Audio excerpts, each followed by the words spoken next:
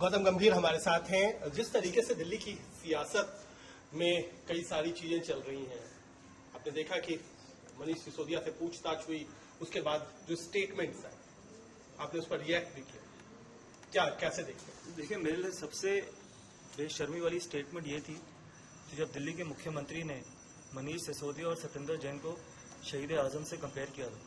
जिस तरीके से गांधी जी की तुलना किसी से नहीं की जा सकती, उसी तरीके से शहीद भगत सिंह जी की भी तुलना किसी से नहीं की जा सकती। इस देश में कोई ऐसा व्यक्ति नहीं 140 करोड़ में जिनकी तुलना भगत सिंह जी से की जाए, लेकिन एक ऐसा व्यक्ति जरूर है जो सिर्फ अपनी कुर्सी बचाने के लिए किसी की भी तुलना शहीद भगत सिंह जी से कर सकते हैं। और सिर्फ एक कुर्सी, ऐसी कितनी कुर्सियां या कोई भी पद, चाहे वो सांसद का पद कुर्बान है शहीद भगत सिंह जी के सामने। लेकिन इतनी नीची राजनीति मैंने नहीं सोचा था कि कोई कर सकता है, लेकिन दिल्ली के मुख्यमंत्री उस हद तक गिर चुके हैं, इसलिए इसके बाद कुछ रहने को नहीं रह जाता। लेकिन हैरानी की बात ये होती है कि इस स्टेटमेंट को भी फ्रंट पेज पे न्यूज़पेपर्स के छापा जाता है और इस स्टेटमेंट्स को भी दिखाया जाता है। जब हम गांधी जी की बात करते हैं तो हम ये कहते हैं ना कि गांधी जी की तो किसी से तुलना नहीं की जा सकती, मेरे जैसे करोड़ों युवाओं के आदर्श है भगत सिंह जी।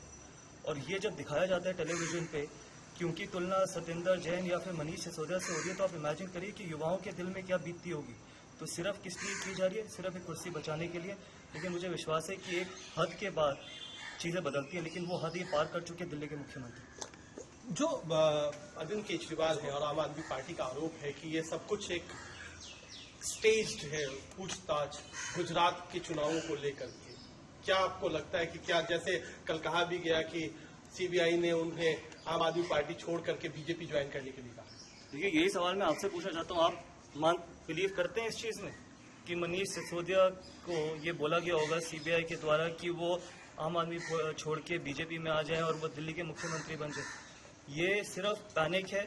ये सब जब आपने झूठ बोला होता है, जब आपने करप्शन की होती है, तो फिर आप हर हद तक गिर जाते हैं अपने आप को बचाने के लिए। मुझे नहीं लगता कि देश की कोई भी ऐसा व्यक्ति होगा जो इस चीज़ को मानेगा। सिंपल सवाल, मैंने इसका जवाब पहले भी दिया था कि आपने लिकर पॉलिसी, एक्साइज पॉलिसी को वापस क्यों लिया अगर वो इतनी साफ सुथरी थी तो। और साथ में ये सिर्फ सीबीआई ने मुझे बोला कि लोटस ऑपरेशन लोटस कि मैं हम दिल्ली के मुख्यमंत्री बना देंगे आपको, ये बकवास की स्टेटमेंट्स है। इससे साफ ये दिखाई देता है कि आप किस तरीके से पैनिक हुए हुए हैं। क्योंकि अगर सच्चा व्यक्ति होता है ना, वो इस तरीके की स्टेटमेंट नहीं देता। वो ये कहता है कि जो भी एजेंसी मेरे घर पे बुला लीजिए, जितनी बार भी मुझे बुला लीजिए, मैं वहाँ पर आपके साथ कोऑपरेट करने के लिए रेडी हूँ और मैं बाहर आके ऐसी बेहुदा स्टेटमेंट्स नहीं दूंगा। एक व्यक्ति है जो भगत सिंह जी को कंपेयर करता है, एक व्यक्ति है वही कहता है कि मुझे मुख्यमंत्री का पद ऑफर हुआ है।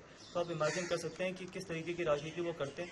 लेकिन देश की जनता, जैसे मैंने आपको भी बोला था कि जब वो हद पार हो जाती है ना, उसके बाद बदलाव जरूर आता है। आगे आने वाले समय में ये बदलाव जरूर आएगा, क्योंकि इससे घनौनी राजनीति नहीं हो सकती कि भगत सिंह जी को भी किसी से कंपेयर किया जाए। और ऐसे दो लोगों से जो एक शराब की करप्शन में इन्वॉल्व है और दूसरा एक और करप्शन में इन्वॉल्व है। तो अब इमेजिन करिए, एक 23 साल का युवा जिसने हमारे देश के लिए हंसते हंसते फांसी पर चढ़े, उनको भी ये कंपेयर कर सकते हैं दो ऐसे करप्ट लोगों से। अच्छा, गुजरात में है आज मनीष सिसोदिया पूछताछ के जस्ट बाद, क्या लगता है कि इसका एक पॉलिटिकल इम्पैक्ट गुजरात इलेक्शन में देखने के लिए मिलेगा, या फिर आपको कुछ और मंशा लगती है? देखिए, मुझे नहीं लगता कि ऐसा कोई भी आम आदमी पार्टी का कुछ इम्पैक्ट होने वाला है। पॉइंट ये है कि सिर्फ डाइवर्ट की जा रही है कि कल सीबीआई के ऑफिस में थे, आज गुजरात जाके बड़ी बड़ी स्टेटमेंट्स देंगे, वो मीडिया छापेगी, वो मीडिया चलाएगी, सिर्फ अपना इमेज मेकओवर करने की कोशिश की जा रही है।